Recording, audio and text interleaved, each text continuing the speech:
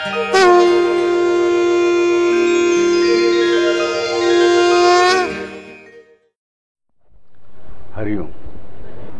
शिरो मे राघवः पातु भालम दशरथात्मजा. शिरो मे राघवः पातु आपण मागच्या वेळेस बघितला. लहानपण देगा देवा मुंगी साखरेचा रवा, ह्या मार्गाने आम्ही प्रवास केला की शिरो मे राघवः पातु.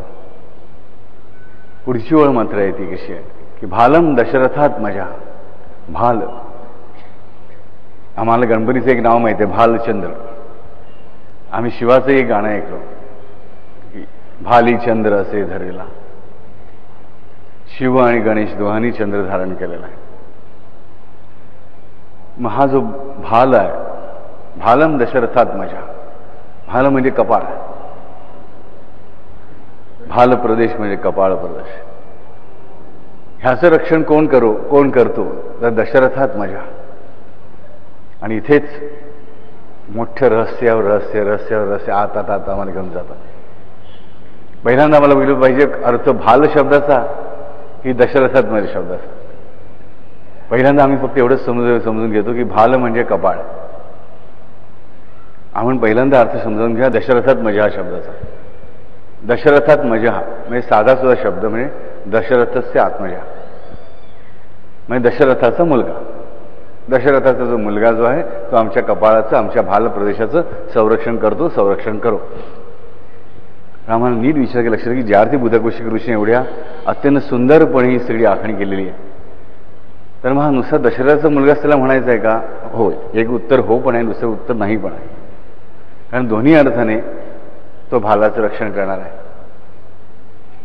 आत्मज शब्दाचा एक अर्थ मुलगा जसा आहे तसंच आत्मज शब्दाचा दुसरा अर्थ आहे आत्मा जो आहे, त्या आत्म्यापासून जो जन्म घेतो. आता आत्म्यापासून कोणाचा जन्म होत नाही आम्हाला म्हणतो, कसं कळत नाही ना. आत्म्यापासून कोणाचा प्राणाचा जन्म झाला. आत्मा म्हणजे बरं आम्हाला प्रॉब्लेम. आत्मा म्हणजे आमचा आत्मा घेतो परमात्मा, की आणखीन कोण जो बृहदाकार आत्मा म्हणतात तो. परत मध्ये पुस्तकं आम्ही वाचली तर विराट नावाची एक गोष्ट आहे, हिरण्यगर्भ आहे, अव्यक्त आहे, व्यक्त आहे, सूक्ष्म आहे, पर आहे. आणि सगळ्यांच्या वरती परत आम्हाला ज्ञानेश्वर महाराज सांगितले जे भेटे भूत ते मानिजे भगवंत. म्हणजे आम्हाला पहिल्यांदा भीती पडते, भूत भेटल्यावर त्याला भगवंत कसं मानायचं. पण ते भूत म्हणजे भूत मात्र, म्हणजे जो प्राणी भेटेल त्याला भगवंत मान. मग ठीक आहे, म्हणजे समोरून चावायला साप म्हणजे आम्ही त्याला भगवंत नाही मानू शकत. एक बाबा नेवास्कराची गोष्ट ठीक आहे, तो तेवढा साईबांना रंगला होता. आमची अजून तेवढी भक्ती पॉवरफुल झालेली नाही. हो बाबा फोफो करता आम्ही नाही म्हणू शकत. म्हणजे आम्हाला ते पण जे भेटे भूत ते जाणीचे भगवंत हे पण आम्हाला शक्य नाही. खरं म्हणजे आध्यात्मिक खूप सोपी गोष्ट म्हणून खूप जराही कठीण नाही. समजायला एकदम सोपी, आचरायला मात्र कठीण. पण आम्हाला उलटं वाटतं की समजायला कठीण, आचरण करायला एकदम सोपी. आम्ही जे घरी काय बेडेचाळे करतो त्याला आम्ही अध्यात्म म्हणतो. पण आम्हाला नेहमीच असं वाटतं. आणि परत सगळ्यात महत्त्वाची गोष्ट म्हणजे अध्यात्म शब्दाचाच मूळ अर्थ खूप वेगळा आहे. अध्यात्म शब्दाचा मूळ अर्थ काय? शरीराशी निगडीत जे काय आहे ते अध्यात्म आहे. इंद्रियांशी निगडीत जे काय ते अध्यात्म म्हटल्यानंतर बाबा रे दैवाचा संबंध, दैवी गोष्टींचा अध्यात्माशी येतो कसा? हे सगळं आम्हाला कळून घेण्यासाठी आम्हाला नीट धर्मग्रंथ वाचणं आवश्यक आहे. आमचा बापू पुरुषार्थ का लिहितोय? पहिला खंड लिहून झाला, दुसरा खंड लिहून झालाय, आता त्याचं बाकीचे संस्करण चालू आहे, तिसरा खंड लिहिणार आहे. तर आम्हाला साधा सुद्धा जीव अध्यात्म कळेना, घाबरूनी राही दूर दूर. आम्ही ह्या परिस्थितीमध्ये दूर दूर आले कोणाच्या जाळ्यात आम्ही सापडतो, चुकीच्या लोकांच्या, चुकीचे अर्थ सांगणाऱ्यांच्या. आम्हाला पण एक मोठी गोष्ट माहिती आहे, मोठे मोठे शब्द वापरतो ना त्याच्याने आम्ही इम्प्रेस होतो नाही. पण इंग्रजी पिक्चर जायला लोक जातात, तिकडे काय चालले आम्हाला कळतच नाही. तो मनुष्य आता बोलतोय ते शिव्या घालतोय की प्रेमाने बोलतोय एवढं पण बऱ्याच आम्हाला कळत नाही. तशी आमची परिस्थिती अध्यात्म विद्येमध्ये झाली असते की तो आत्मा म्हणजे काय, तो परमात्मा म्हणजे काय, तो परमपुरुष म्हणजे काय, पूर्ण पुरुष म्हणजे काय, काही पत्ता लागत नाही. आणि हा पत्ता लागण्यासाठीच कुठेतरी आम्हाला स्वतःला प्रश्न विचारावा लागतो की मी कोण आहे. जेव्हा मानवाला स्वतःला प्रश्न पडतो ना की मी कोण आहे, मी म्हणजे मी अ ब क ड ई जो कोण मनुष्य बाई पुरुष आहे तो, मी कोण होतो, मी कसा होतो, मग हा परमेश्वर कसा आहे. मग आम्हाला वाटतं चला चार हात आहेत, शंख आहे, चक्र आहे, गदा आहे, पद्म आहे, किंवा शंकराने मानत असेल तर तो जटाधारी बसलेला आहे, हातात डमरू आहे. मी मागे तुम्हाला एक गोष्ट सांगितली होती, बऱ्याच वर्षांपूर्वी माझ्याकडे 2 गावची मंडळी आली होती भांडण करत. तर दोन्हीकडे माझे पेशंट आहे, दोघांचे माझ्यावर पूर्ण विश्वास. डॉक्टर जोशी म्हणजे आपल्याला चांगला गायडन्स देतो. म्हटलं बाबांना या, काय म्हणणं आहे, माझे पेशंट संपल्यानंतर रात्री मी बोलत बसायचो. ती पण साधी बोली चांगलीच माणसं होती, लक्षात ठेवा.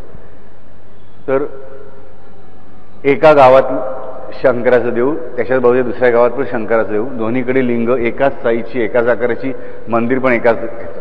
तर मग गावामध्ये भांडणं मोठी. मी गप्पा मारल्यानंतर लक्षात आलं की हे भांडण का चालू आहे.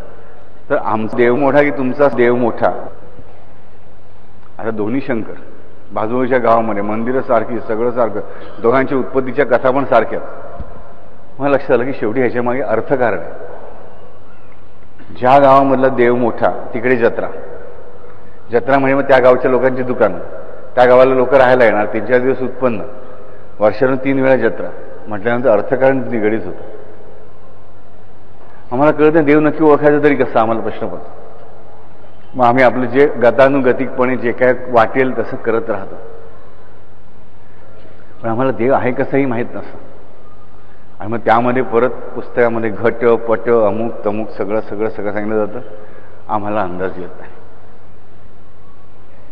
हा अंदाज येण्यासाठीच मानवाला परमेश्वराने बुद्धी दिली, तिचा वापर करावा लागतो. जे आम्हाला कळत नाही त्याच्या मागे लागायचंच नसतं. हा निश्चय माझ्या बुद्धीने पहिल्यांदा करायला पाहिजे की जे मला कळत नाही 24 त्याच्या मागे लागणार नाही. तर जे मला कळत नाही ना त्याच्या वाटेलाच जायचं नाही. जेवढं कळतंय तेवढं नीट आत्मसात करायचं की पुढलं आपोआप कळतं. हे मला लक्षात घ्यायला पाहिजे. आणि त्यामध्ये मला कळलं पाहिजे की आत्म्यापासून उत्पन्न काय होतं.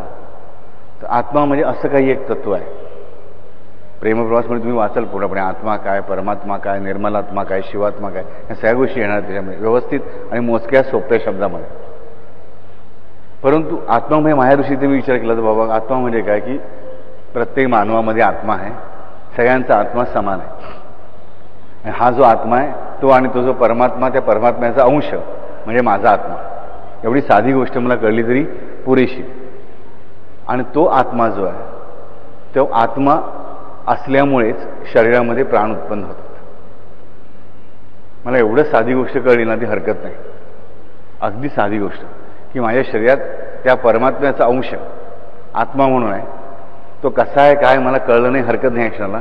पण तो जो काही आत्मा आहे त्या आत्म्याच्या प्रभावामुळे प्राण उत्पन्न होतात.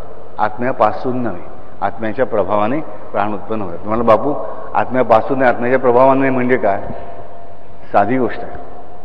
अगदी आम्ही आमच्या नेहमीच्या अनुभवाची घेतलं की एक लोहचुंबक तुम्ही घेतलं आणि त्याच्या थोड्या अंतरावर खिळा ठेवला. तो लोहचुंबक हलवता तुम्ही तसा तो खिळा हलतो की नाही.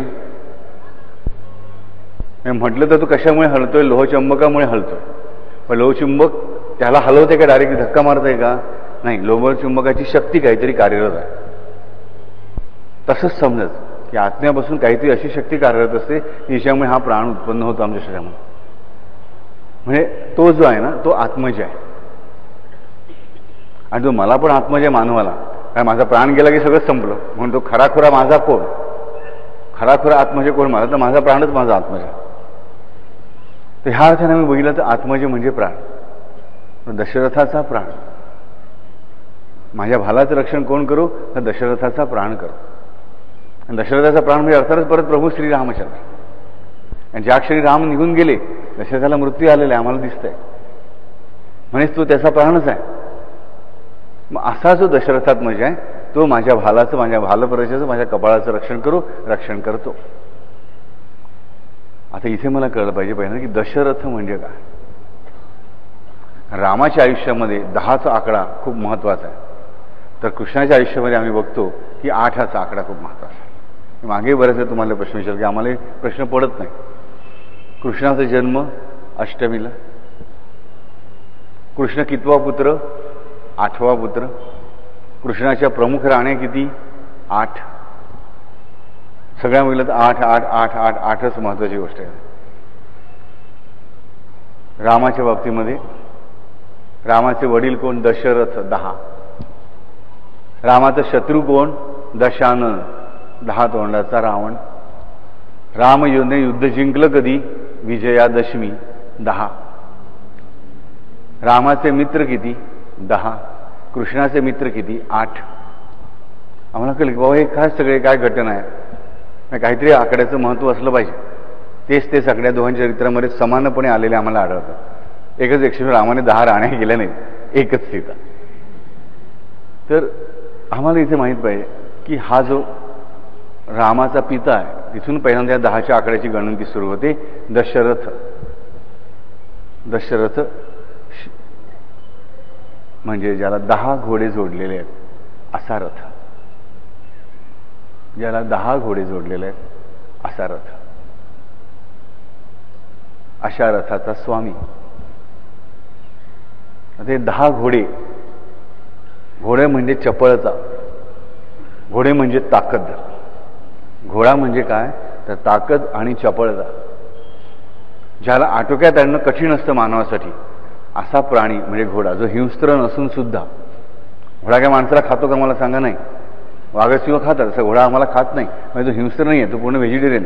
हे आम्हाला माहिती आहे, शाकाहारी आहे पूर्णपणे घोडा. पण तरी त्याला कंट्रोलमध्ये आणणं आम्हाला माहिती आहे सगळ्यात कठीण गोष्ट आहे. बैलाला सुद्धा कंट्रोलमध्ये आणणं सोपी गोष्ट आहे, घोड्याला कंट्रोलमध्ये आणणं कठीण गोष्ट आहे. मग असा अत्यंत ताकदवान आणि चपळ असा प्राणी कुठला तर घोडा. घोड्याची वैशिष्ट्य काय तर चपलता आणि बल, सामर्थ्य. आणि असे 10 घोडे कुठे आहेत तर आमची 5 ज्ञानेंद्रिय आणि 5 कर्मेंद्रिय.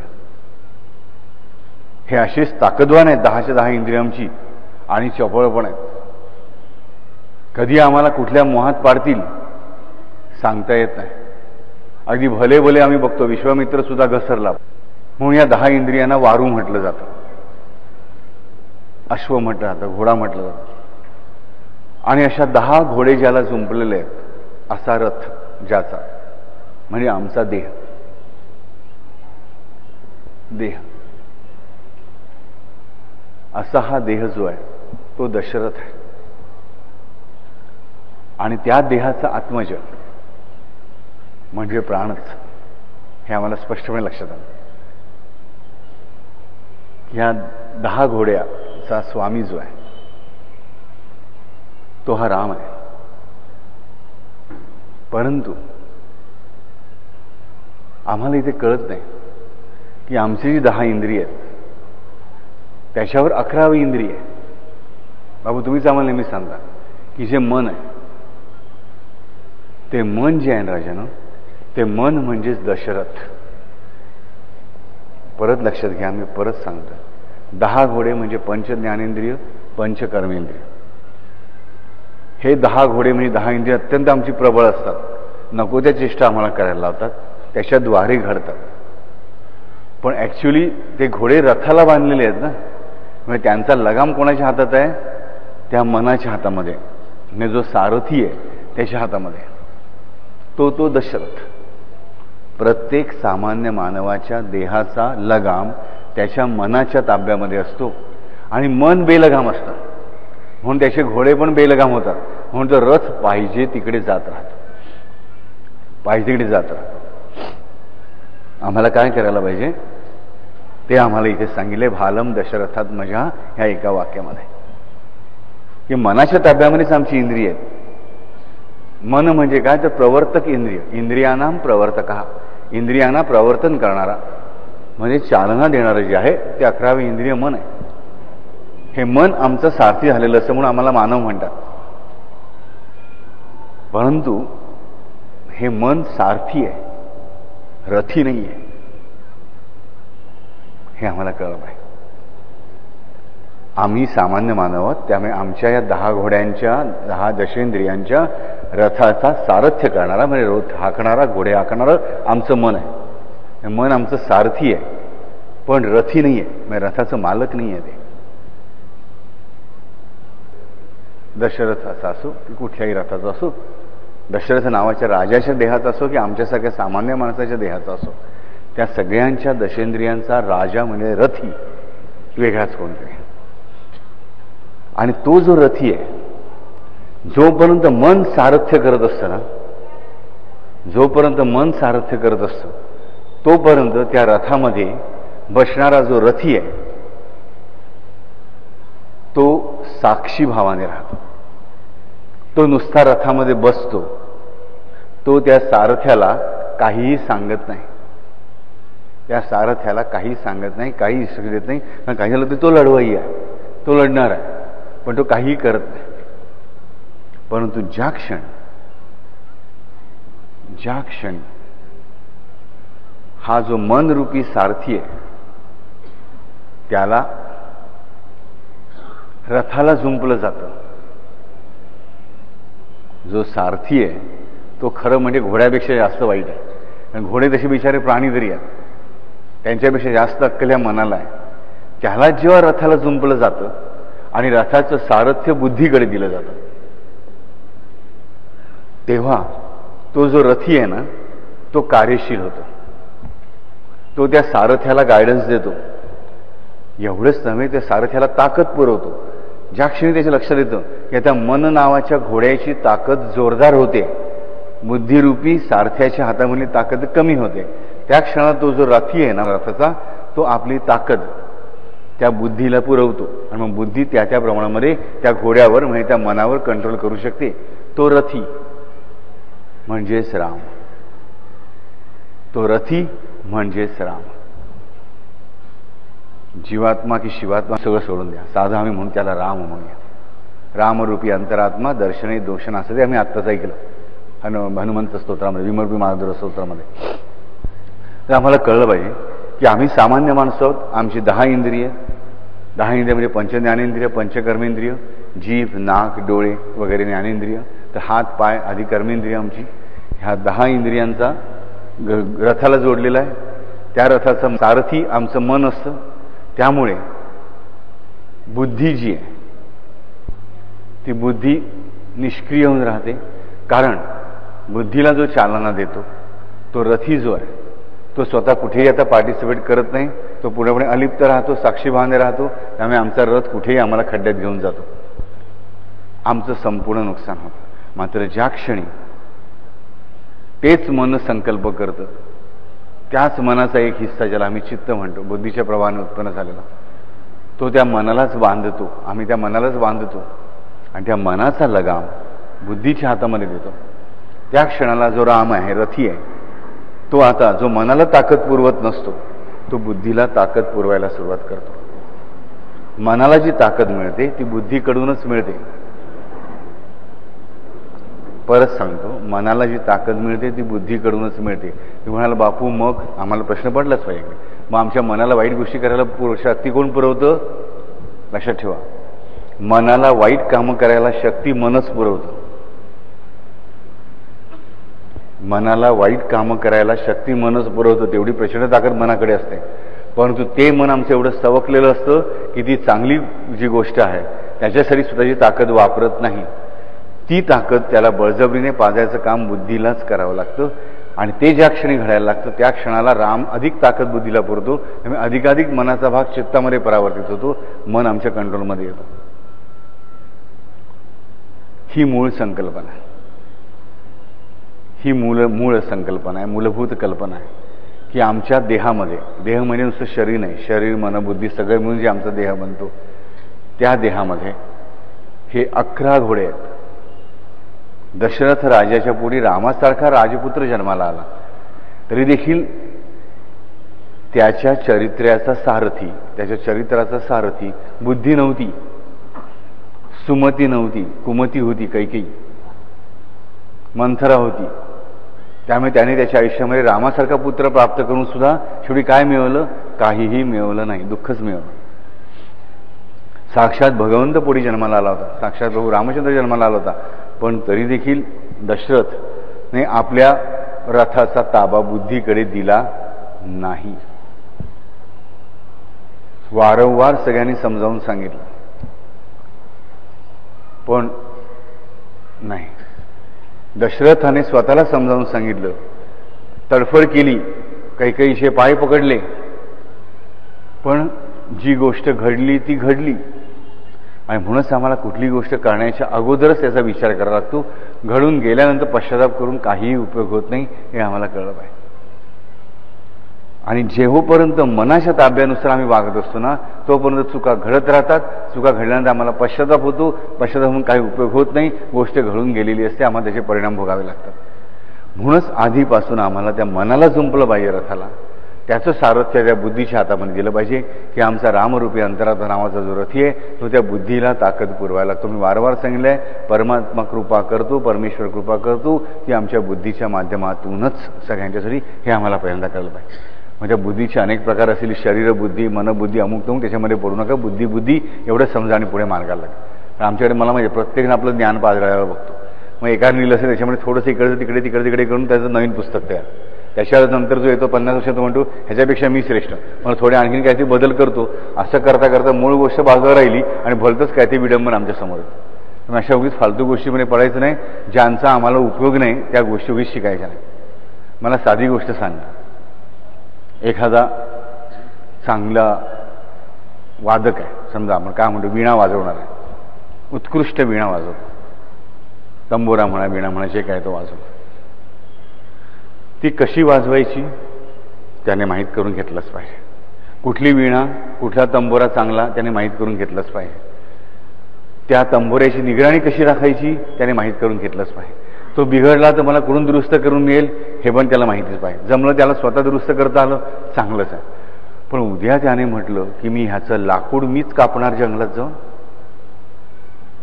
त्याच्या फळ्या मीच करणार, त्यातून तंबोरा मीच बनवणार, त्यानंतर मी लोखंडाच्या खाणीमध्ये जाणार, इकडचं लोखंड मीच काढणार, त्यांच्या तारा मीच बनवणार, मग तारा मीच जोडणार आणि असायला तंबोरा मी वाजवणार.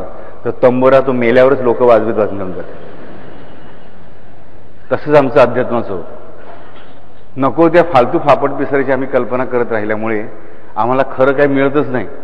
शेवटी जेव्हा हे राम म्हणायची वेळ येते तेव्हा खरं कळतं, पण ते दुसऱ्या क्षणाला परत विसरलं जातं. पुढचं पाठ मागचं सपाट. आमचं पुढचं पण सपाट आणि मागचं पण सपाट. ह्याच्या भांगडी म्हणून पडू नका. अवघीच वाद प्रवादांच्या मागे लागायचं नाही. सरळ जेवढं आम्हाला उपयोगी आहे एवढंच. तंबोरा मला वाजवायचं आहे, मी चांगल्या प्रकारे शिकेन, त्याची निगराणी कशी राखायची शिकेन, तो पुढे चांगला मिळतो तेवढं बघीन, मॅक्झिमम तो दुरुस्त कसा करायचा हे मी शिकून घेईन. बाकीचं लाकूड कुठून आणणे, लोखंड कुठून आणणे त्याच्या खाणीमध्ये मी कामाला जाणार नाही. तो माझा प्रांत नव्हे. तो ज्यांचा आहे त्यांचं त्यांना करू दे. त्यांच्या पोटावर पाय आणा कशाला, बरोबर की नाही. तूही जग मी जगतो ते चांगलं. तर माझं म्हणणं एवढंच आहे की इथे आम्हाला एक कळलं पाहिजे की साधी सुधी गोष्ट आहे की रामासारखा पुत्र दशरथाला प्राप्त झाला, पण दशरथाने बुद्धीला सारथ्य न दिल्यामुळे त्याचं आयुष्याचं नुकसान झालं. मग आम्हाला इथे आणखीन गोष्ट कळली पाहिजे. इथेच दुसरी कुठली गोष्ट रामायणामध्ये घडते. तर दशरथ हतबल होतो. मी रामाला सांगू कसा, मी कौशल्येला सांगू कसा हा प्रश्न पडतो. वसिष्ठासारखा धर्मात्मा तिथे येतो. स्पष्टपणे दशरथाला सांगतो की राजा लूट भरलेल्या कुत्र्यासारखी तुझी परिस्थिती झाली. सम्राट आहे दशरथ, लक्षात ठेवा. त्याला ह्या शब्दामध्ये सांगणं खायची गोष्ट नाही. पण रामायणातले ऋषी सांगू शकतात. महाभारतातले ऋषी लेचेपेचे आहेत सगळे. राजासमोर लाचार झालेले आहेत, त्यामुळे ते धृतराष्ट्राला सांगू शकत नाही. द्रौपदीची साडी ओढत्यात ओढू दे, डोळे बंद करायची पण धाडच नाही द्रोणाचार्याच्या कृपाचार्याच्या हातामध्ये, कारण ते लाचार आहेत. तर वसिष्ठ ते राजाला ताठ्यात सांगू शकतात की लूट भरलेल्या कुत्र्यासारखी तुझी परिस्थिती झाली. राजा तू धर्मालाही मुकलास, मोक्ष तुझ्यापासून सदैव लांबच राहील, पण अर्थ आणि काम पण तुझे विपरीत झाले. राजा सगळ्या पुरुषार्थांना तू काळोखी फासलीस, तुझ्या घराण्याला तू काळोखी फासलीस, तुझ्या क्षत्रियत्वाला तू काळोखी फासलीस. इतक्या स्पष्ट शब्दामध्ये आमचा दशरथाला आमचा वसिष्ठ मुनी सांगू शकतो. काय ताकद आहे विचार करा. असा आचार्य हा. अशा दशरथी परिस्थिती झाली असताना राम मात्र बघा काय म्हणतो. राम म्हणतो की हे पित्या तुला काय दुःख आहे मला सांग. आम्ही 4 पुत्र असताना तू दुःखी व्हावस, ह्याचा अर्थ आम्ही नालायक आहोत. आम्ही तुझे पुत्र म्हणून घ्यायला नालायक आहोत. जर पित्याचं दुःख आम्ही हरण करू शकत नसू तर आमच्या सगळ्या क्षात्र तेजाचा उपयोग काय. जेम तेम दशरथ तोंड उघडणार तेवढ्यात रडायला लागतो. मग कैकेयी मात्र स्पष्टपणे त्याला सगळं सांगते.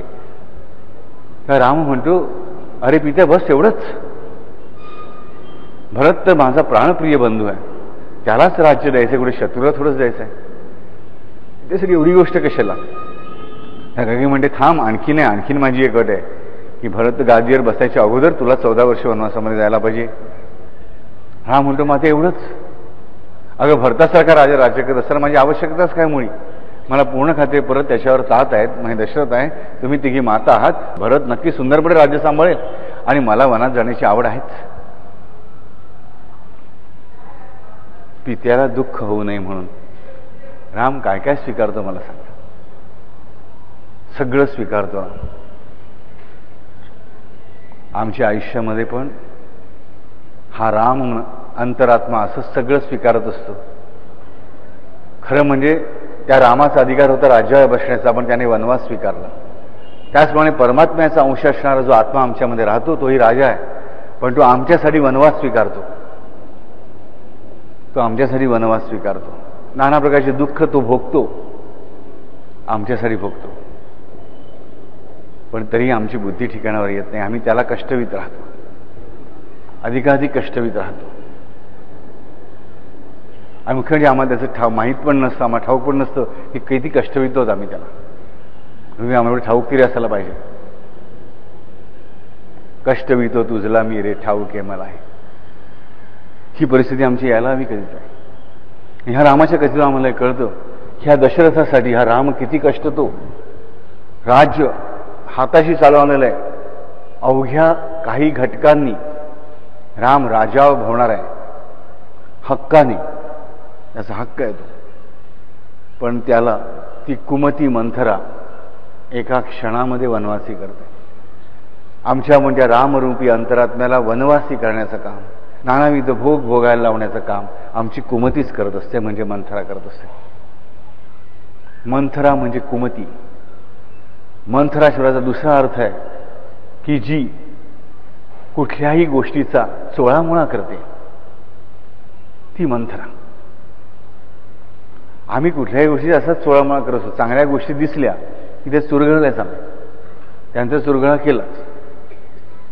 आमच्या जीवनामध्ये नानाविध संकल्प आणि विकल्प करून करून संशय मनामध्ये घेऊन घेऊन त्या परमात्म्याचा असाच चुरगळा करून टाकत असतो. तीच आमच्या जीवनातली मंथरा नावाची कुमती किंवा कुमती नावाची मंथरा. ती आमच्या ह्या देहात राहणाऱ्या रामरूपी अंतरात्म्याला वनवासी राम बनवते.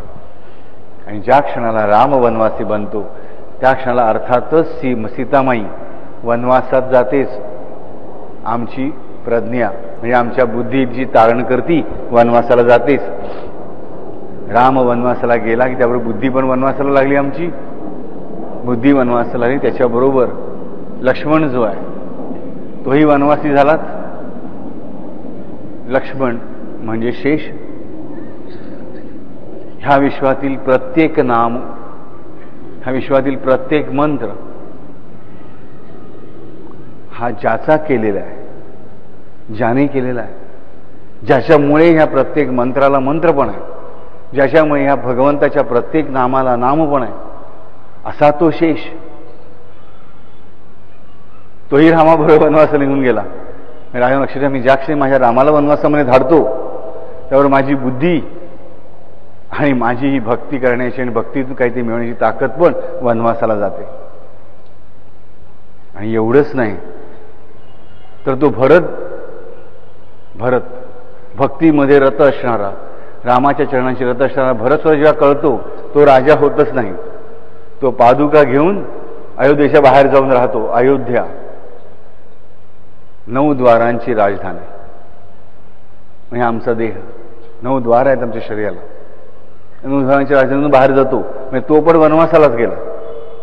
त्याच्याबरोबर शत्रुघ्न पण गेलाच भरताची सेवा करण्यासाठी. उरलं कोण राज्य करायला? कुमती, कैकेयी आणि मंथरा. पण कैकेयी सुद्धा पुढे दुःखाने बदलते. मंथरा मात्र शेवटपर्यंत बदलत नाही.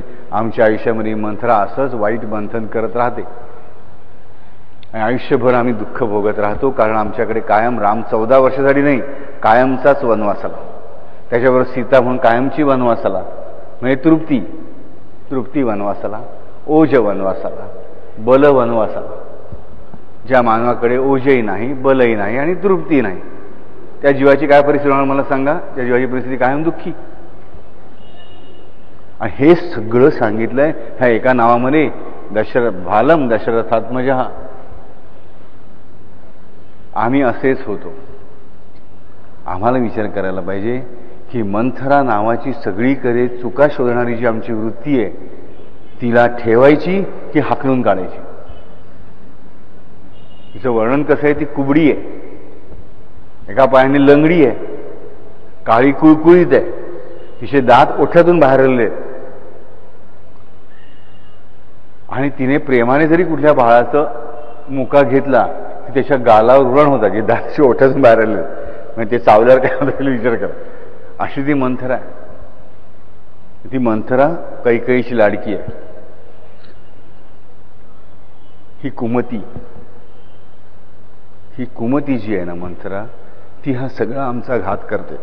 ही कुमती ही संशय घेणारी शक्ती आमची, सदैव संशयच असतो आमच्या मनामध्ये.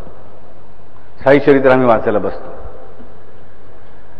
त्याच्यामध्ये एक गोष्ट येते आमच्यासमोर, बाबा ही गोष्टी खऱ्या असतील का? खरं जसं बाबांनी एका खांबावर मारलं आणि बाजूचा अग्नी विझला असेल का? की काहीतरी लोकांनी शेंडी लावली कोणीतरी? साई चरित्रामध्ये आम्ही बघतो की नानासाहेब चांदोरकरांचा अनुभव हेमाडपंत देतात. चांदोरकरांसारखा श्रेष्ठतम भक्त, म्हाळसापती आणि चांदोरकर हे श्रेष्ठ भक्त आहेत बाबांचे. त्या चांदोरकरांची भक्ती आणि ते फक्त त्या एका श्लोकाचं म्हणणं काय मांडतात हेमाडपंत, आणि त्याच्यावर हे पत्रांचा पाऊस पडतो. सगळे मंथरेचे पुत्र, की नानासाहेब चांदोरकरांनीच काहीतरी स्वतःच्या मनाने स्वतःचं मोठेपण दाखवण्यासाठी काहीतरी जोडलं म्हणे. आणि ज्यांना काहीच आवश्यकता नव्हती कशाची, पैशाने प्रचंड श्रीमंत, सरकार दरबारी मान मरात प्रचंड, सगळ्या समाजामध्ये मान प्रचंड, साई दरबारामध्ये पण मान प्रचंड, आणि साईबाबांचं अखंड प्रेम. पण त्याला काय गरज उरली होती खोडं नाडं सांगायची? त्यांनी स्वतःची चुकीची घडलेली गोष्ट पण सांगितली होती हेमाडपंतांना. हेमाडपंतांना ती पण मांडली. एका मुसलमान बाईकडे त्यांनी बघितलं, मोह आवरला नाही. मला सांगा, जो मनुष्य स्वतःच्या हातून घडलेलं पाप पण स्पष्टपणे सांगतोच नाही, हेमाडपंतांना ग्रंथामध्ये मांडायची परवानगी पण देतो, तो कशालाही भारूड असेल मला सांगा? पण हे सुद्धा त्या मंथरा पुत्राच्या डोक्यामध्ये तेव्हा आलं नाही. त्यामुळे हेमाडपंतांना परत एक अख्खा अध्याय त्याच्यावर खर्च घालावा लागला. असेच आम्ही असतो, आमच्या मनात असेच नानाविध शंका, हे असं असेल का? तुम्ही म्हणून बापू मग शंका देवाने दिल्याच का आम्हाला? शंका बेचण्याची सोय आम्हाला परमेश्वराने दिली, ते चांगलं वाईट पारखण्यासाठी. पण आम्ही जर दररोज पारखत बसलो तर गोष्ट चालेल का? मी नेहमी तुम्हाला सांगतो की एक झाड लावलं, किती वाढलंय पण दररोज मुळापासून उपटलं, मला सांगा ते झाड कधी वाढेल का? कधीही वाढणार नाही, कधीही वाढणार नाही, 100%. आई आणि मुलगा असतो, मुलाची अपेक्षा अशी पाहिजे का की लहानाचा तर मोठा होता तरी आईने मला दर मिनिटाला म्हटलं पाहिजे I love you, I love you, आई माझं बाळ तुझ्यावर प्रेम आहे, माझं बाळ तुझ्यावर प्रेम आहे. किंवा मुलाची अपेक्षा आईकडून की आईची मुलाकडून असते नाही. आईचं प्रेम आहे मला माहिती आहे. दररोज तिची परीक्षा घेऊन चालेल का आईची? तर आमची ही जी कुमती आहे ना, ही जी प्रश्न विचारण्याची प्रवृत्ती आहे, ती आम्हाला परमेश्वराने का दिली आहे? तर चांगलं आणि वाईट शोधण्यासाठी, वाईट बाजूला करून चांगलं घेण्यासाठी. भले आमच्या सुपामध्ये खडे जास्त असतील, तांदूळ कमी असतील, पण आम्हाला तांदूळ निवडून फेकून नाही द्यायचे आहेत, आम्हाला खडे निवडून फेकून द्यायचे, तांदूळ ठेवायचे हे करण्यासाठी बुद्धी असते. परंतु आम्ही कुमतीच्या मार्गाने काय करतो तर खडे शिजवतो, खडे खातो, मग पचले नाही तर दोष कोणाचा? त्या खड्यांचा की माझा? खड्यांचा नाही हे मला कळलं. आणि हीच कुमती आमच्या शरीरामध्ये देहामध्ये राहणाऱ्या ह्या रामाला राज्य करू देत नाही, वनवासाला पाठवते. म्हणून आमच्या आयुष्यात रामराज्य येत नाही. राम जर वनवासी तर रामराज्य येणार कसं? आम्हाला वाटतं बापूने आम्हाला सांगितलं 2025 साली रामराज्य येणार. आम्ही पाय टाकून बसलेलो आरामामध्ये 2025 कॅलेंडर मोजत राहणार. पण ते विश्वात यायचं तर येऊन दे, माझ्या आयुष्यात आज यायला काय हरकत आहे? मी हा का विचार करत नाही? मी कशाला अडून राहू? कोणाला माहिती मी उद्या आहे की नाही, बरोबर की नाही? प्रत्येकाला माहिती आहे उद्या काय हल्ली, आजच्या काळात काही होतं, फट म्हणता काही. अशा माझ्या जीवनात आजच्या ह्या क्षणात रामराज्य येऊ दे ना. पण बाहेर रामराज्य येतं कधी? रामराजा बनतो तेव्हा. जोपर्यंत रामराजा बनवते तोपर्यंत रामराज्य येते. तर रामराज्य होणं म्हणजे काय आमच्या जीवनामध्ये? तर आमच्या जीवनाचा राजा राम असतो. पण जीवनात रामराज्य काय येतं का? आमच्या आयुष्यामध्ये राम कायम वनवासी राम आहे म्हणून. मी मागच्या 2-3 प्रवचनापूर्वी पण सांगितलं की रामाचं सकल चरित्रच वनवासी रामाचं आहे. आणि ते का वनवासी रामाचं आहे? तर मंथरेमुळे आहे. ते आमच्या जीवनामध्ये कायम चरित्र फक्त वनवासी रामाचं आहे. म्हणून वाल्मिकीने बघा राज्याभिषेक झाल्यानंतर रामाचं चरित्र लिहिलेलंच नाही, ते बाकीच्या लोकांनी लिहिलं आणि सीतेला वनवासात पाठवून काय काय हाल केलं सगळे तिचे. वाल्मिकीने काही म्हटलेलं नाही, आम्हाला कळलं पाहिजे. कारण रामाचा एकदा राज्याभिषेक झाला की लिहिण्यासाठी काही उरलंच नाही, आनंदी आनंदच सगळीकडे. माझ्या जीवनामध्ये मला रामाला राजा करायला हवा, पण मी रामाला राजा न करत त्याला वनवासाला पाठवलेलं आहे. ओज गेलं वनवासाला, त्याच्याबरोबर बलही गेलं आणि तृप्तीही गेली. ओजाशिवाय बल नाही, ओजाशिवाय तृप्ती नाही, ओजाच्याबरोबर तृप्ती आणि बल जाणारच आहे. आणि मग मला कळलं माझ्या जीवनामध्ये रामराज्य येणार कसं. ना राम ना लक्ष्मण सीता, त्यांच्याबरोबर भक्ती करू शकणारा भरत पण निघून गेला, त्याबरोबर त्या भक्ती संरक्षण करणारा शत्रुघ्न पण निघून गेला. उरलं कोण? हनुमंत आलेलाच नाही, तो रामाकडेच असणार आहे. मी किती भिकारी झालो, पंथरीच्या डाब्यामध्ये मी जगतोय. ती मंथरा म्हणजेच तिला माया माया माया शुद्ध अविद्या. शुद्ध विद्या वेगळी, मी मुद्दाम शुद्ध अविद्या प्रश्न म्हणतोय. अविद्या कधी शुद्ध असू शकत नाही, पण पूर्णपणे अविद्या जी आहे तीच मंथरा आहे, पूर्ण अविद्या. तिच्यापासून फक्त वाईटच निघतं, ती अविद्या. म्हणजे ती माया, ती चळाचळा कापायला लावते आम्हाला. ती आमची स्वामिनी झालेली असते, ती आमची राणी झालेली असते, ती आमची मालकीणी झालेली असते.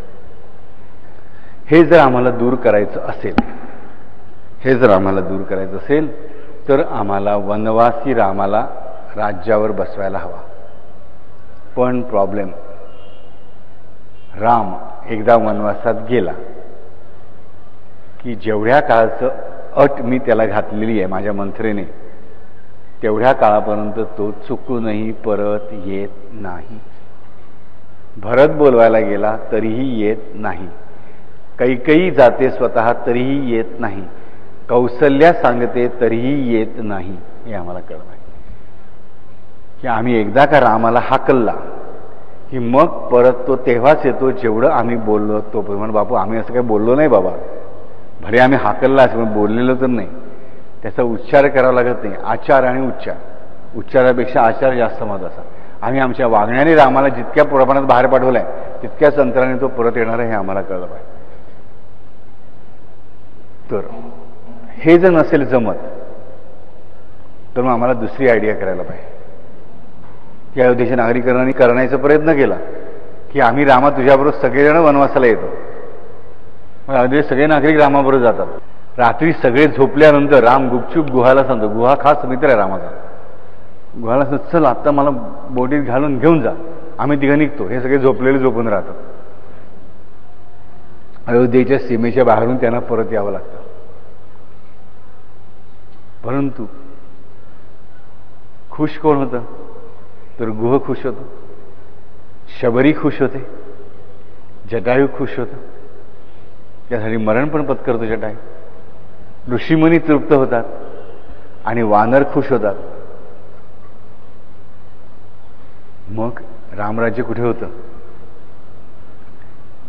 रामराज्य अयोध्येत राहिलं होतं का नाही? रामराज्य कुठे आलं? जिथे राम होता तिथे आलं. नाही, जो आमच्यासाठी वनवासी झाला, वनवासी राम ठरला, तो वनात राहण्यासाठी रामराज्य आणून गेला.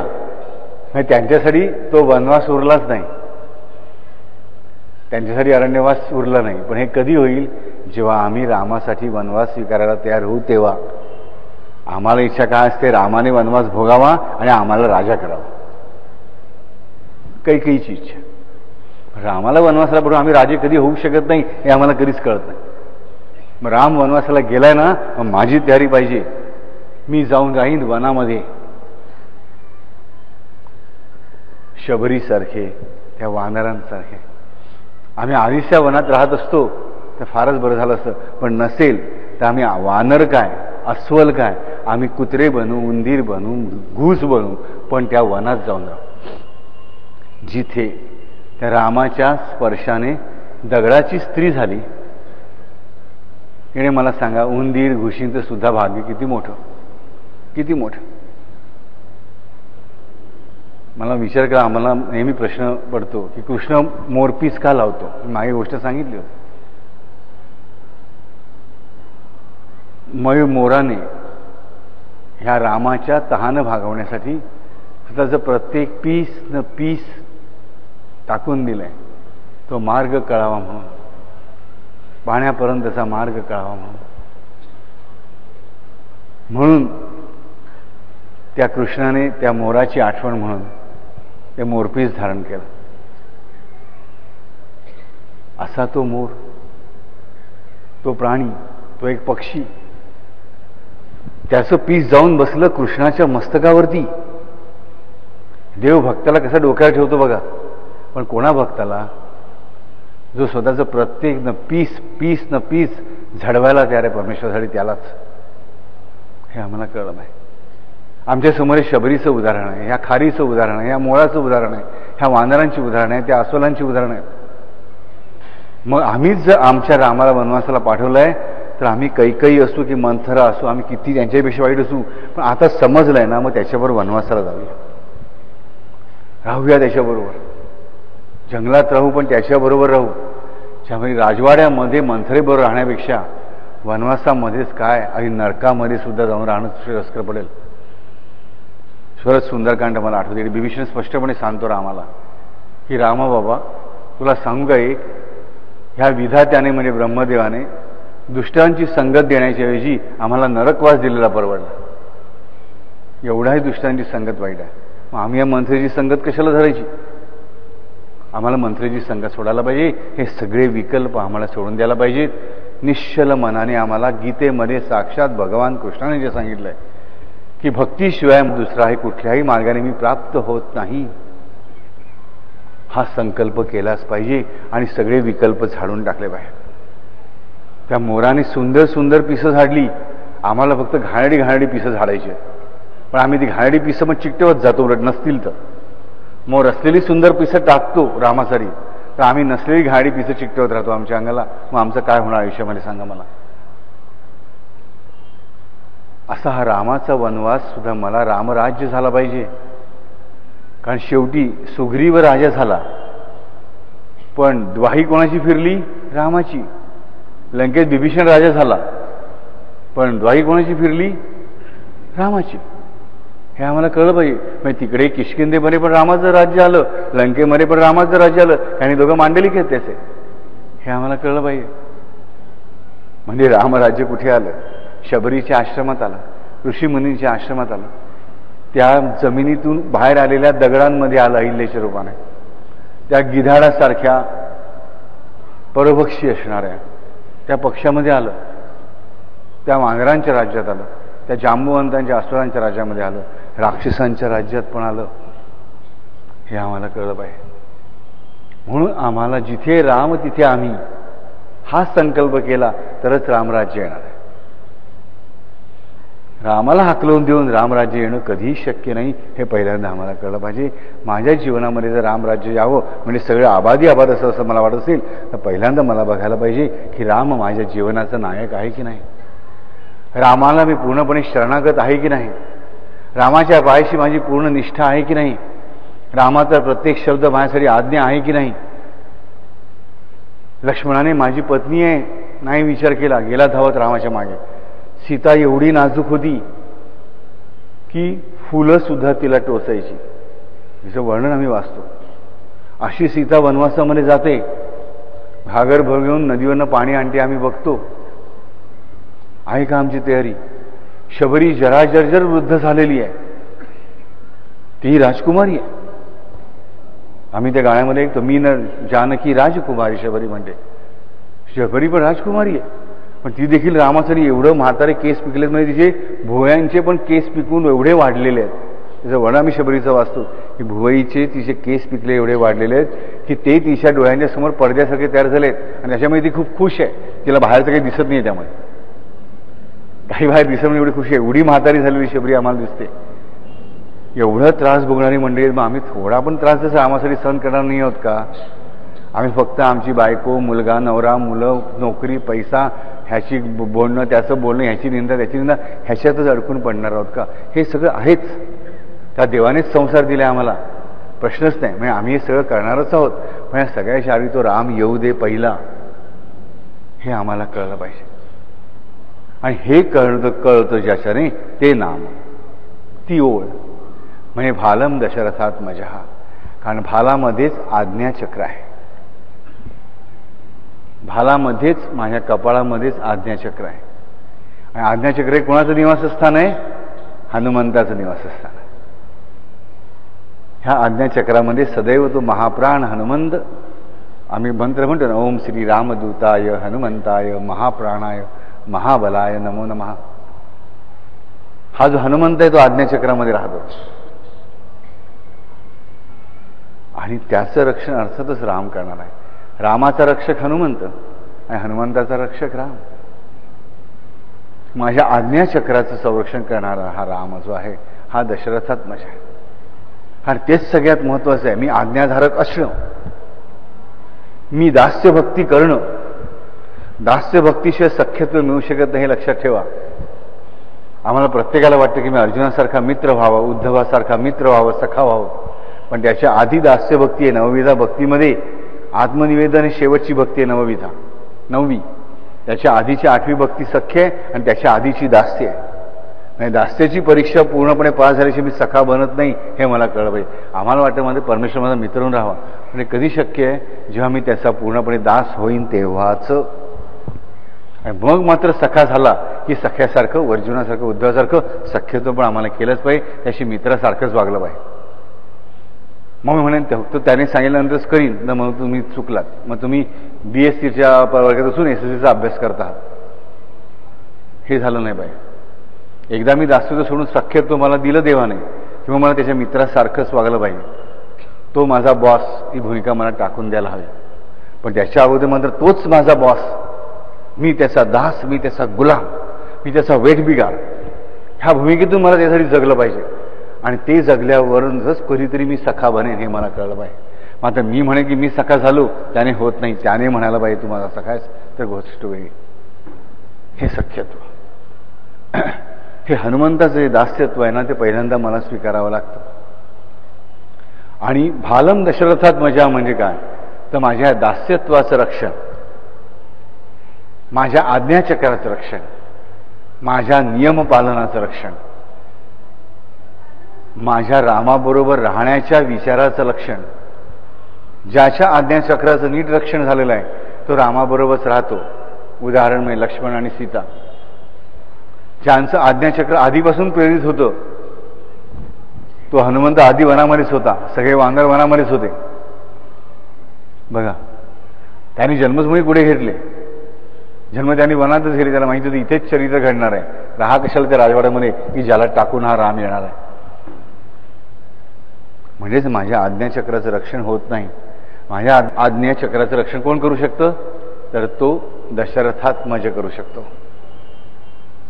पण दशरथात्मज कधी करतो, तर जेव्हा माझ्या या दशरथाचं, ह्या दशेंद्रिय जोडलेल्या रथाला 11वं मन जोडून त्याचं सारथ्य मी बुद्धीच्या हातात देतो तेव्हा. हनुमंत असो की सुग्रीव असो की जांबवंत असो की अहिल्या असो की गुहराजा असो की भरत असो, ह्या सगळ्यांच्या रथाचं, देहाचं सारथ्य बुद्धीकडे होतं म्हणून त्यांच्याकडे राम होता. तर कैकेयी, दशरथ, मंथरा ह्यांच्या रथाचं सारथ्य मनाकडे होतं म्हणून राम त्यांचा पुत्र असूनही, त्यांच्याकडे असूनही त्यांचा कधी झाला नाही. त्यांना रामराज्य मिळालंच नाही. आम्हाला इथे काय करायला पाहिजे की माझ्या आज्ञाचक्राचं रक्षण व्हावं असं मला वाटत असेल की जेणेकरून मी कायम रामाबरोबर राहील, राम माझ्या जीवनात राहील, माझ्या जीवनात रामराज्य येईल, तर मला माझ्या जीवनाचं सारथ्य बुद्धीकडे द्यायला हवं आणि मनाला सारथी पदावरून बाहेर काढून त्याला बकोटीला पकडून घोडा म्हणून जुंपायला पाहिजे. म्हणजे त्याला लगाम बसेल. जोपर्यंत सारथी आहे तोपर्यंत त्याच्या हातात लगाम आहे. ज्या क्षणी मी त्या सारथ्यालाच घोडा बनवलं आणि त्याला लगाम घातला माझ्या बुद्धीने, की मग माझ्या जीवनात रामराज्य येतं. आणि हे कोण करू शकतं, हे तो रामच करतो. परत जी काय बुद्धी तडी तोडकी माझ्याकडे आहे, जी उपजत स्वभाव बुद्धी माझ्यामध्ये, तिने जी मी भक्ती करतो, विकल्पांना संशयांना दूर करतो, त्या प्रमाणामध्ये तेवढ्या वेळापुरतं तरी माझ्या मनाचा ताबा माझ्या बुद्धीकडे जातो. म्हणून माझा संपूर्ण ताबा रामाकडे जातो. मन जेव्हा भरकटते ना, आपलं राजन लक्षात ठेवा, आम्ही मानव आहोत, भरकटणार आहोत. पण भरकटताना ज्या क्षण आपण भानावर येतो ना, पुढे भरकटत चाललो, तो क्षण खूप सुंदर असतो, लक्षात ठेवा. आणि तोच क्षण म्हणजे अकारण कारुण्य भगवंताचं. कारण माझं काहीही मी केलेलं नसताना सुद्धा, काय म्हणजे त्याला काही गरज नाही इंटरफिअर करण्याची, पण तरी देखील तो मला सावध करतो, तो मला सावध करतो, लक्षात ठेवा. तो क्षण खूप सुंदर असतो आयुष्यामध्ये. आणि तो क्षण माझ्या आयुष्यात आणतो कोण, तर तो रामच आणतो. आणि बाबू रामकथेमध्ये कुठचा असा संदर्भ आम्हाला लागत नाही की त्याने वनात गेल्यानंतर काय अयोध्येशी कॉन्टॅक्ट केलाय म्हणून. चुकलात. गादीवर कोण आहे? रामाच्या पादुकाच आहेत, लक्षात ठेवा. रामाला मी हाकलला असेन, पण माझा भरत त्याच रामाच्या पादुका घेऊन येऊ शकतो आणि त्यांना गादीवर ठेवून राज्य करू शकतो. एवढी अक्कल तरी पाहिजे की भले मी किती वाईट असेल, माझ्याकडे किती मोठी कुमती असेल, मला साक्षात राम भेटू शकत नाही. त्या रामाला मी जीवनातून हाकलून काढलाय, मला वनामध्ये पण एंट्री नाही आहे, राम परत येणार नाही आहे, मला कळतंय. मग मला काय करायला पाहिजे? माझ्या भरताला, म्हणजे भक्तीमध्ये रत असणारा जो मनाचा माझा भाग आहे, त्या माझ्या भरताला मला रामाकडे पाठवून रामाच्या पादुका घेऊन यायला पाहिजे आणि त्या गादीवर बसून भरताच्या हातात राज्यकारभार द्यायला पाहिजे, मंथरेच्या आणि कैकेयीच्या नाही. रामायणामध्ये हीच घटना घडते. मंथरा आणि कैकेयी अत्यंत नाचत गात भरताला बोलवतात. तोपर्यंत कैकेयीला पश्चाताप नाही आहे, मंथरेला पश्चाताप नाही आहे. मंथरेला तर कधीच झाला नाही म्हणा. परंतु ज्या क्षणाला भरत येतो आणि लाथाडतो अक्षरशः दोघींना, त्याच क्षणाला कैकेयीला निदान पश्चाताप तरी होतो, मंथरेला तो पण होत नाही. तिला वाईट वाटतं, आपला प्लान फुकट गेला म्हणून. बरीच मंडळी अशी असतात मला आढळतात की त्यांना चोरी केल्याचं दुःख नसतं, त्यांना गुन्हा केल्याचं दुःख नसतं, गुन्हा पकडला गेल्याचं दुःख असतं. त्यांचं रडणं पडणं म्हणजे सगळं चालतं. रे का चालतं? त्यांचा गुन्हा पकडला गेला म्हणून. आणि जोपर्यंत गुन्हा पकडलेला होता तोपर्यंत त्यांना दुःख नसतं. आम्हाला कळलं पाहिजे की आम्ही कुठल्या क्षेत्रामध्ये मोडतो. गुन्हा पकडला गेला म्हणून रडणारे की गुन्हा केला म्हणून रडणारे? आमचा पश्चाताप गुन्हा केल्याबद्दलचा असला पाहिजे. इथे आम्हाला हे रामायणामध्येच वाल्मिकीने आम्हाला स्पष्टपणे सांगून दाखवून दिलेलं आहे की भले राम वनवासाला गेला तरी आम्हाला अयोध्यावासियांना घाबरण्याचं कारण नाही. जर माझ्याकडे भरत असेल तर त्या भरताला पाठवून त्या रामाच्या पादुका मला राजगादीवर माझ्या स्थापन करायला हवात. म्हणून बापा मला भरत म्हणजे काय कळलं तर भक्तीत रत असणारं मन. म्हणजे ह्या भक्तिरत असणारं मन जे पादुका आणतं त्या रामाच्या म्हणजे काय तर रामाची सगुण भक्ती. निर्गुण निराकार सगुण निराकार वगैरे आम्हाला न करणाऱ्या अजपा जप माया ब्रह्म वगैरे गोष्टी बाजूला सोडून द्यायच्या आणि जी साधी सुधी सगुण साकार भक्ती आहे, दास्य भक्ती आहे. पादुका म्हणजे पादसंवाहन म्हणजे दास्य भक्ती. ती दास्य भक्ती मला स्वीकारायची आहे. मला पादुकांना राजगादीवर बसवायचं. आज इथे बसलेल्या ऐकणे आम्ही प्रत्येकाने मनाला प्रश्न केला पाहिजे की आम्ही वनवासाला पाठवलाय, त्या रामाला वनवासाला पाठवलं, आम्ही रामाबरोबर नाही आहेत अजूनही. मग आम्हाला आमच्या राजगादीवर त्या रामाच्या पादुका बसवल्या पाहिजेत की नाही? आम्ही आमच्या भक्तीचा अंश असं थोडंफार जे मन आहे त्याला पाठवून त्या पादुका आणायला पाहिजेत की नाहीत? मी माझ्याकडे असलेल्या भक्तीचा वापर करून मला सगुण भक्ती माझी वाढवायला पाहिजे. सगुण साकार भक्ती मला वाढवायला पाहिजे. ती ज्या प्रमाणात वाढत जाईल त्या प्रमाणामध्ये रामराज्य आपोआप येईल. आणि मग कालावधी जो असेल तो वाढत जाणारा नसेल तर कमी होत जाणारा असेल हे मला कळलं पाहिजे. भरताबद्दल एक खूप सुंदर वाक्य आहे. भरत म्हणतो, हनुमंत सांगायला येतो की भरता राम येतोय. भरताने निश्चय केलेला असतो की अमुक तुझी 14 वर्ष पूर्ण होणार आहेत ह्या क्षणाला, त्या क्षणाला तू आला नाहीस तर मी अग्निकाष्ठ भक्षण करीन. आणि रामाला लढाई करून यायला उशीर होत असतो. पण अर्थातच हनुमंत को नाही जानत है जग में कभी संकट मोचन नाम तिहारो. तो हनुमंत परत भरताच्या क्षणाने पण तोच आला. या राम सांगतो हनुमंता जा, माझा भरत व्याकुळ झालाय, त्याने चिता रचली आहे, तो चितेला प्रदक्षिणा घालतोय, 7 प्रदक्षिणा घालणार आहे. त्याच्या अगोदर विचार करा मला सांगा, त्या पहिल्या प्रदक्षिणेच्या अगोदर राम सांगतो त्या 7 प्रदक्षिणा पूर्ण व्हायच्या आत हनुमंत येतो तिकडे आणि भरताला भेटतो. भरत म्हणतो तू कोण कपी छलवेद करून आलेला आहे, छलभेद वेश करून आलेला आहे. तर हनुमंत त्याला खूण पटवून देतो आणि मग त्याला मिठवून म्हणतो की तुझा राम येतोच आहे. तेव्हा भरत म्हणतो माझा राम येत असेल पण तुझा राम तर तुझ्याबरोबरच आहे. त्यामुळे राम आलाच आहे आणि म्हणून मी चितेत प्रवेश करणार नाही. किती सुंदर आहे, मला सांगा. माझ्याकडे राम नसेल हनुमंता, पण तू आलास, तुझ्या हृदयात रामच आहे. म्हणजे माझा राम आलेला नसेल, पण तुझा राम आलेला आहे. मी जिंकलो. आता मला चितेत प्रवेश करण्याची आवश्यकता नाही. तू मला काही सांग किंवा सांगूही नकोस, तू माझ्या मनाची समजूत घाल किंवा घालूही नकोस, पण माझा राम आलाय आणि तुझ्या हृदयात माझाच राम आहे. किती सुंदर गोष्ट आहे, मला सांगा. भालम दशरथात्मज हा राजा. दशरथात्मज लक्ष्मण आहे, दशरथात्मज भरत पण आहे, दशरथात्मज शत्रुघ्न पण आहे. आम्हाला कळत आहे की भरताची गोष्ट आम्ही नीट लक्षात ठेवली पाहिजे, लक्ष्मण आम्हाला नीट कळला पाहिजे, शत्रुघ्न आम्हाला नीट कळला पाहिजे. रामाबरोबर राहून लक्ष्मण सेवा करतो, रामाचा विरह सहन करून भरत सेवा करतो आणि त्या भरताची सेवा रामाच्याच आज्ञेनुसार शत्रुघ्न करतो. ती जशी लक्ष्मण माझी सेवा करतोय मोठा भाऊ मी म्हणून, त्याचप्रमाणे भरत तुझा मोठा भाऊ असल्यामुळे तू भरताची छायेप्रमाणे राहून, सावलीप्रमाणे राहून पाठराखण कर आणि त्याची सेवा कर. त्या भरताचं उदाहरण आमच्या समोर उदाहरण देतो की राम वनवासाला गेला तरी रामराज्य शाबूत कसं राखायचं आणि रामाला परत कसं आणायचा. आम्ही सगळ्यांनी त्याला वनवासाला पाठवला आहे. त्याबरोबर आमची सीतामाई पण गेली आहे आणि लक्ष्मणदाऊ पण गेला आहे. पण तरी आमच्याकडे भरत आहे. त्या भरताला वापरून आम्ही रामाच्या पादुका आणू, ती सगुण भक्ती आणू, तो नामगजर आणू, त्या नामात तल्लीन होऊन आम्ही नाचू, आम्ही दास्य भक्ती करू त्या भरतासारखी. भरत दास्य भक्तीचं श्रेष्ठ उदाहरण. ह्या विश्वातलं पहिलं पादुका पूजन भरताने केलं आहे, आम्हाला कळलं पाहिजे. मी कायम त्याचे ऋणी राहिलं पाहिजे. पहिलं पादुका पूजन त्याने केलेलं, ते सुद्धा गादीवर बसवून त्याग करून. भरता एवढा त्या मोठा त्याग नाही, सहजपणे राज्य चालवणार होतं. कोणी त्याला विरोध केला असं म्हणा, कोणी विरोध करायला तयार नव्हतं. रामाची आज्ञा म्हटलं प्रत्येक जणाने ऐकली होती ती आज्ञा की तुम्ही भरताला माझ्याप्रमाणेच मान द्या. पण तरी भरत म्हणतो नाही, हे माझं नाही, हे माझ्या रामाचं आहे, राम माझा आहे. आम्ही म्हणतो राम माझा नाही, ते राज्य माझं आहे. आणि असं आम्ही राज्य, आम्हाला रामराज्य हवं असतं.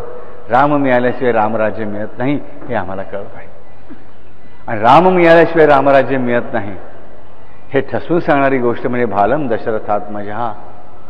मी त्याच्या आज्ञेत वर्तलं पाहिजे, मी त्याची भरतासारखी दास्य भक्ती केली पाहिजे.